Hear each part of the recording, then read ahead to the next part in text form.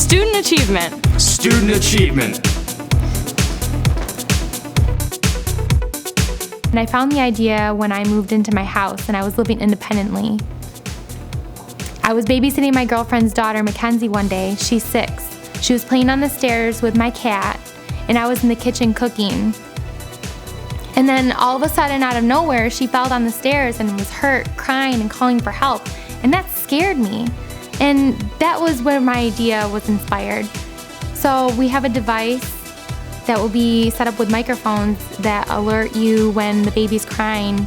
A sound is identified and it sends you an alert through your smart device, your smartwatch, your phone, or your tablet or laptop. The startup kit consists of 3 microphones, 1 hub, and they communicate with each other using signal protocols.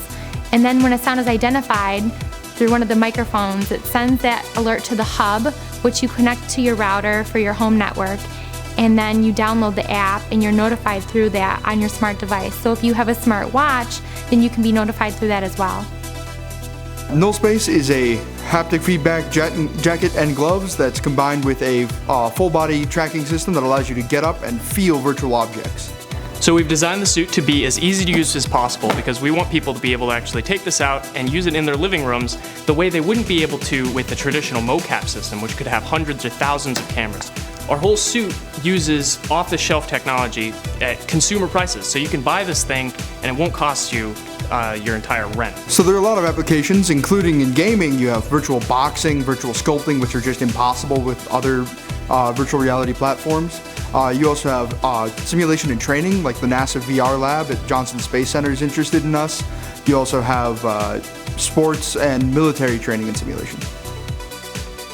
We started 2 years ago with just a glove that had haptic feedback embedded in it, and we've come all the way to having finished our Mark I, which is proof of concept for full upper body haptic feedback.